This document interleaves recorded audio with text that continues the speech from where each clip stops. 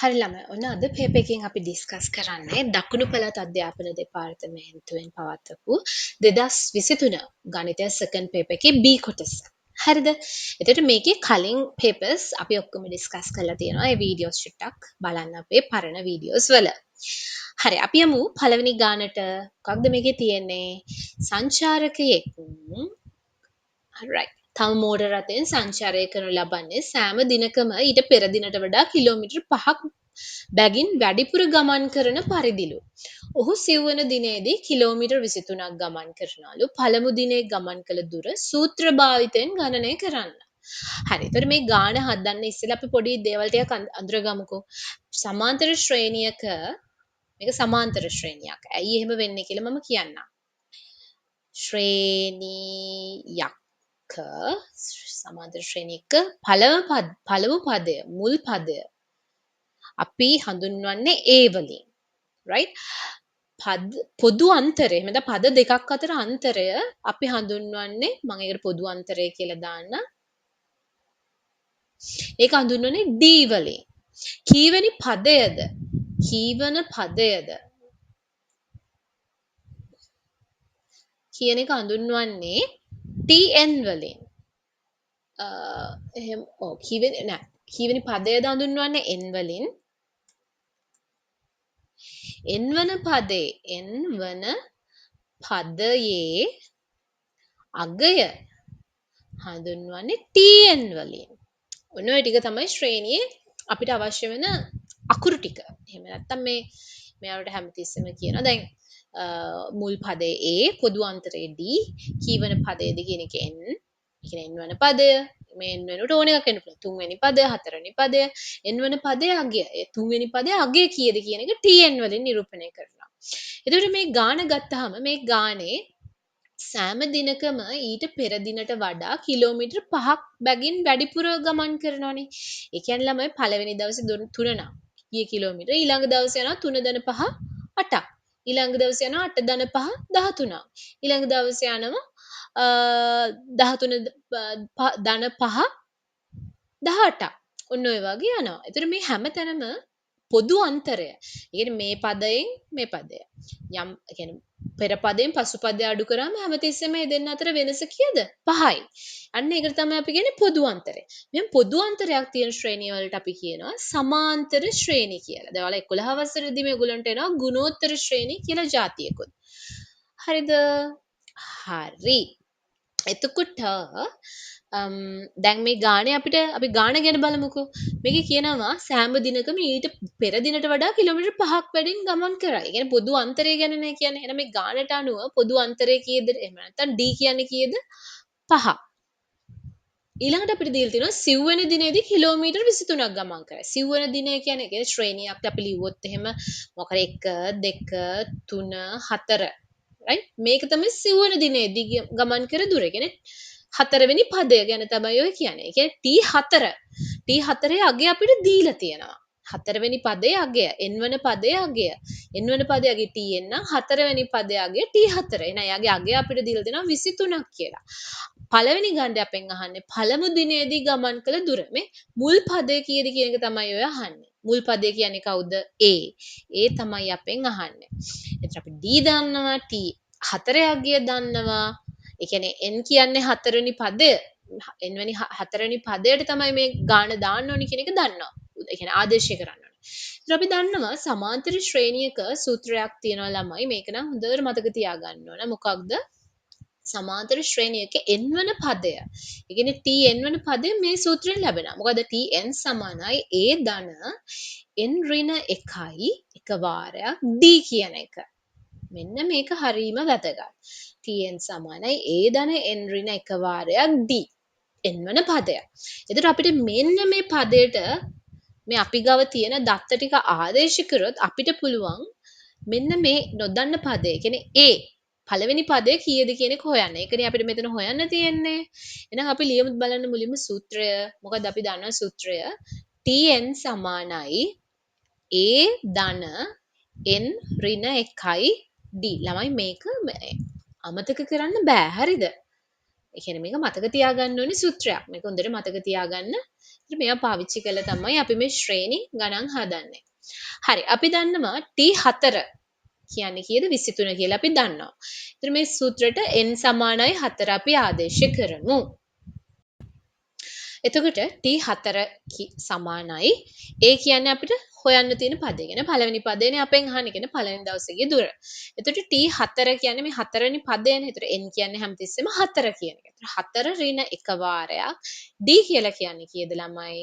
5යි. මේ අපි ලියලා තියෙනවා. එහෙනම් d කියන්නේ 5යි. එතකොට අපි දන්නවා T4 අගය කීයද 23යි. එහෙනම් මේකට ආදේශ කරමු. එහෙනම් 23 සමානයි a ධන n ඍණ 1යි d. ඒ කියන්නේ 4 ඍණ 1. මේක වන් බෙගුදොරි විදිහට තමයි සුළු කරන්න ඕනේ. හරිද? එතකොට මේ වරහන් තියන එක්කෙනාගේ උත්තරේ මුලින්ම අරගන්න ඕන. ඒක දන්නවනේ නේද? එතකොට 4 ඍණ 1 කියන්නේ 3. 3 වාරයක් මේ දෙන්න අතර තියෙන ගුණ කිරීමනේ. 3 වාරයක් 5. එතකොට දැන් මේකත් ළමයි වන් බෙගුදොරි ක්‍රමයටම තමයි හදන්නේ. කියන්නේ වරහන් තියනවා නම් එයාට ප්‍රමුඛ ස්ථානය දෙනවා. ඊළඟට ගුණ කිරීම වරහන් බෙදීම ගුණ කිරීම ඔය විදිහට පිළිවෙලට යන්නේ. එතකොට මෙතන A ධන 3 වැඩි කිරීම 5යි. වන් බෙගු ද රි. ඒතර වරහණක් මේ ගාන මේ පේලිය ගත්තොත් මේකේ වරහණක් නැහනේ. අල්ලන්නකුත් නැහැ, බෙදීමකුත් නැහැ. එහෙනම් ගුණ කිරීම. එහෙනම් ගුණ කිරීම දෙපැත්තේ මුලින්ම සුළු කරලා උත්තරේ ගන්න ඕන. 3 වර 5 කීයද ළමයි? 15යි. දැන් මොකද කරන්නේ? ඒ උක්ත කරන්න මෙන්න මේ 15 අපි යහපැත්තට කියනවා. එහෙනම් 23 ධන 15 අනිත් පැත්තට ගෙනියනකොට සමීකරණය ඍණ 15 වෙනවා නේ. 23 ඍණ 15 කියන්නේ 23 ඍණ 15 කියන්නේ කීයද? 8යි. එහෙනම් A කියන්නේ 8යි. ඒ කියන්නේ පළවෙනි දවසේ ගිය දුර. ඒ කියන්නේ අහන්නේ පළමු දිනේදී ගමන් කළ දුර කීයද? කිලෝමීටර් 8යි. එහෙනම් අපි ලියමු පළමු දිනයේදී ගමන් කළ දුර සමාන වෙනවා කිලෝමීටර් 8කට. හරි. හොඳයි. ඊළඟට සංචාරය කළ දින ගණන 10ක් නම්. ඒ කියන්නේ මුළු දින ගණන 10යි. n සමානයි 10යි. අවසාන පදය.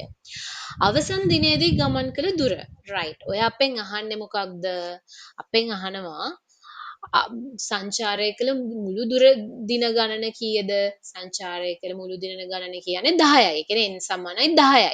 මේ n සමානයි 10 නම් 10 වෙනි දවසේදී ගමන් කළ දුර. ඒ කියන්නේ t10 අගය තමයි ඔය අහන්නේ කීයද කියලා. ඒතර අපි දැන් මේ ගාන අපිට හදන්න ලේසියි. අපි කලින් හොයාගත්තා a කියන්නේ කීයද කියලා. ඒ කියන්නේ පළවෙනි දවසේදී ගිය දුර කිලෝමීටර් 8යි. ඊට පස්සේ අපි දන්නවා පොදු අන්තරය හැමතිස්සෙම 10යි. sorry 5යි. කිලෝමීටර් 5යි. දැන් අපි මේ සූත්‍රෙටම දාලා T10 හොයන්න තියෙනවා. ඒතර අපි දන්නවා සූත්‍රෙ මොකද? Tn සමානයි A ධන n ඍණ 1යි D. එතකොට T10 නේ අපිට හොයන්න තියෙන්නේ. T10 සමානයි A කියන්නේ කීයද ළමයි? 8යි. ධන n n කියන්නේ පදය. කීවෙනි පදයද? 10 වෙනි දවසේ. ඒ කියන්නේ n කියන්නේ 10යි. 10 ඍණ 1යි D කියන්නේ කීයද ළමයි? 5. right. අර මං ඉස්සෙල්ලා කිව්වා වගේ වන් බෙගුදොරි විදිහටම තමයි සුළු කරන්නේ. මොකද මුලින්ම කරන්න ඕනේ මෙතන ධන මෙතන වරහන් තියෙනවා. එහෙනම් 10 ඍණ 1 මුලින්ම සුළු කරලා එන්න. 10 එකක් ගියාම 9යි. එයා වැඩි කරන්න ඕනේ මෙතන 5න්. 9 වැඩි කිරීම 5. එතකොට අපිට ලියන්න පුළුවන් 8 ධන 9 45යි. එහෙනම් 8 ධන 45 කියලා කියන්නේ කීයද? 53යි km. එහෙනම් 10 වෙනි දවසේදී ගමන් කළ දුර කීයද? කිලෝමීටර් 53යි. හරි. ඕක ඔළුවේ තියාගෙන අපි යමු මේකේ අන්තිම ගාන හදන්න. හරි ළමයා අපි යමු 3 වෙනි ගානට. ඒක කියන්නේ මොකක්ද? ඔහුගේ සෑම ගමන් කළ කිලෝමීටරයකටම රුපියල් 30කින් වියදම් කර තිබුණි නම් දින 10 අවසානයේදී සම්පූර්ණ වියදම රුපියල් 9000 ඉක්මවන බව පෙන්වන්න. එතකොට අපි මේකේ හොයන්න ඕනේ නේද? පළවෙනි මේ ගාන හදන්න නම් පළවෙනි දින 10 කියන්නේ දින 10 ඇතුළත මෙයා ගිහිල්ලා තියෙන මුළු දුර කොච්චරද කියලා. ඒකත් අපිට සමාන්තර ශ්‍රේණි වල සූත්‍ර අතරම දෙකක් තියෙනවා. ඒ දෙකම පාවිච්චි කරලා හදන්න පුළුවන්. ඊට පස්සේ එහෙම දින 10 ඇතුළත ගිය මුළු දුර හොයාගත්තොත් ඒ 10 දින මේ ඒ දුර ප්‍රමාණය 30න් වැඩි කරොත් අපිට එනවා ඒ දුර යන්න ගිය මුළු වියදම. හරි අපි එහෙනම් ඒක හොයමු. right. මේකේ 3 වෙනි ගානේ මොකක්ද කියන්නේ? මේකේ 3 වෙනි ගානේ කියන්නේ මෙයා දින 10 ඇතුළත ගිය මුළු වියදමනේ. එතකොට අපිට දින 10 ඇතුළත ගිය මුළු දුර හොයන්න ඕන. ඉතින් මේ ගානදී සමාන්තර ශ්‍රේණියක එන පද පළවෙනි පද 10 එකතුව නම් ඒ 10 එකතුව හොයන සූත්‍ර තියෙනවා. එකක් තියෙනවා SN සමානයි n බෙදීම 2 වාරයක් a ධන l කියලා. මෙතන l කියලා කියන්නේ ළමයි ශ්‍රේණියේ අවසාන පදය. කියන්නේ 10 නම් කියන්නේ ශ්‍රේණියේ පද තියෙන්නේ 10 නම් 10 වෙනි පදය අවසාන පදය. කියන්නේ කීයද කියන එක තමයි මේ අවසාන පදය තමයි මේකෙන් කියන්නේ. හරිද? ඊට පස්සේ A අපි දන්නවා n කියන්නේ කීයද දන්නවා. එකක් මේ සූත්‍රය. එතකොට සූත්‍ර දෙකක් තියෙනවා අත්තට. ඕනනම් වලට පාවිච්චි කරන්න පුළුවන් SN සමානයි n බෙදීම 2යි 2යි a ධන n ඍණ 1යි d මේ තව සූත්‍රයක්. මේ දෙන්නගෙන්ම එන්නේ පද ශ්‍රමාන්තර ශ්‍රේණියක පදවල එකතුව. හිතමුකෝ පද 10ක නම් S10. පද 8ක නම් S8. දැන් මෙතන අහන්නේ ඇත්තටම පද 10කනේ. හැබැයි අපිට මේ ගාන ඇත්තටම පද මේ දෙවිදිහටම හදන්න පුළුවන්. මොකද අපි දන්නවා අවසාන පදය කීයද කියලා ශ්‍රේණියේ. 8න් පටන්ගෙන ඔහොම ගිහලා පද 10ක් ගිහලා අන්තිමට ඉවර වෙන්නේ 10 වෙනි පදය කීයද 53 කියලා අපි දන්නවා. එතකොට අපි එළුත් දන්නවා කීයද කියලා ඒත් දන්නවා කීයද කියලා. ඕන අපිට ඒ දෙක පාවිච්චි කරලා හොයන්න පුළුවන්. අපි හොයමු බලන්න. එතකොට 10 වෙනි පදය. ඒ කියන්නේ S10 තමයි අපිට හොයන්න තියෙන්නේ. අපි දන්නවා n සමානයි 10යි. A කියන්නේ කීයද 8යි. L කියලා කියන්නේ කීයද 53යි.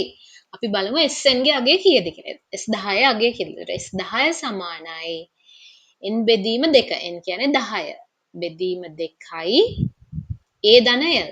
8 ධන L. L කියන්නේ 53. දැන් මේ මොකද අර ඉස්සෙල්ලම කිව්වා වගේ මෙයා සුළු කරන්නේ 1 බෙගුදර යනවා. එහෙනම් වරහන් ඇතුළේ මුලින්ම සුළු කරන්න ඉන්නවා. ආයි මෙතන 10 බෙදීම 2 යවත් බෙදලා දාන්න පුළුවන්. 10 2කින් බෙදුවම 5යි. එහෙනම් 5 වාරයක් 8යි 53 එකතු කරාම කීයද ළමයි? 8යි 3යි 11 එක දානවා එකක් ඉතුරු වෙන 61යි. එහෙනම් මෙයා ගියපු මුළු දුර කීයද? 5 1 5යි 5 6 30යි. 5 5 5 6 30යි 305යි කිලෝමීටර්. කිලෝමීටර් 305ක් ගිහිලා තියෙනවා. අපි බලමුද මේකෙනුත් ඒකම දෙන්නේ කියලා. දැන් මේකේ සුළු කිරීම ටිකක් සංකීර්ණයි. හරි? දැන් මේක අපිට ලේසියෙන් හදන්න පුළුවන් මේ පැත්තෙන් අවසාන පදේ කීයද කියලා දන්න නිසා. අපි බලමු 305ද මෙතනෙත් එන්නේ කියලා.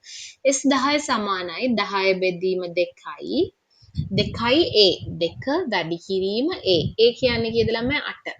ධන n ඍණ 1. කියන්නේ පදය 10 ඍණ 1යි D කියන්නේ 5. පොදු අන්තරය. ඉතින් 10ට දෙකේව 5යි දෙකට දෙකේව 1යි. එහෙනම් 5 වාරයක්. දැන් අපි වන් බෙගුදරි ක්‍රමය අනුව තමයි මේක හදන්න ඕන. එතකොට ඔයාලා දන්නවා මෙතන 10 ඍණ 1 වරහණක් තියෙනවා. යව සුළු කළෙමු. ඔන්න ඔයාලට මේ ಗುಣ කිරීම ටිකත් ඒහා පැරලලි කරන්න පුළුවන්. ඕන්න මම ලියන්නම්කෝ අර වන් බෙගුදරි ක්‍රමය පැටලෙන්නේ නැති වෙන්න ඕගොල්ලන්ට හරිද? 10න් එකක් ගියාම 9 වැඩි කිරීම 5. දැන් මේක මොකද කරන්නේ? මෙතන ධනක් තියෙනවා. කොහොමද? 2 වැඩි කිරීම 8 ධන 9 වැඩි කිරීම ඔහොමද? නෑ. 1 බෙගුදරීම තමයි පාවිච්චි කරන්නේ. වරහන් නෑ මේක ඇතුලේ තමයි වරහන් ලොකු වරහනක් තියෙනවා. එතන ඒක ඇතුලේ මුලින්ම සුළු කරලා ඉන්න ඕන. එතකොට ඒක ඇතුලේ සුළු කරන්න ගියාම එයාගේ ඇතුලේ අගයන් තියෙනවා. එතකොට වා බේ ගු දරි. එතකොට ධන ඍණ එන්නේ 15. මුල්ම මේ එක එන්න ඕනේ කාටද? මෙතන ಗುಣ කිරීම නිසා ಗುಣ කිරීම දෙපසවල් වෙන වෙනම සුළු කරගෙන ඉන්න. එතන අපිට ලියන්න පුළුවන් මෙතන 5 වාරයක් ಗುಣ කිරීම දෙක මේ වෙන වෙනම අගයන් අරගෙන ඒ අගයන් දෙක එකතු කරන්න. හරි නේද? මොකද ප්‍රයොරිටි එක දෙන්නේ මේ ಗುಣ කිරීම වලට තමයි මුලින්ම. එතකොට අපි දන්නවා අපිට ලියන්න පුළුවන් 8 වර 2 16 ධන 9 වර 45යි. 45 ධන 16. එතකොට කීයද ළමයි?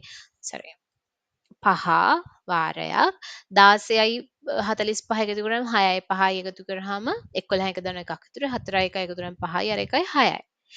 දැන් කීයද 61 වැඩි කිරීම 5ම නේද මෙතන එන්නේ ආයි කීයද උත්තරේ 305යි km. දැන් ඔයාලට පේනවා නේද ශ්‍රේණි කියන්නේ සූත්‍ර දෙකටම දැම්මහම ආව එකම උත්තරේ කියන එක. හරි දැන් අපි දන්නවා දවස් 10 ඇතුළත ගිය මුළු දුර 305 කිලෝමීටර්. එක දවසකට වියදම් කළ මුදල.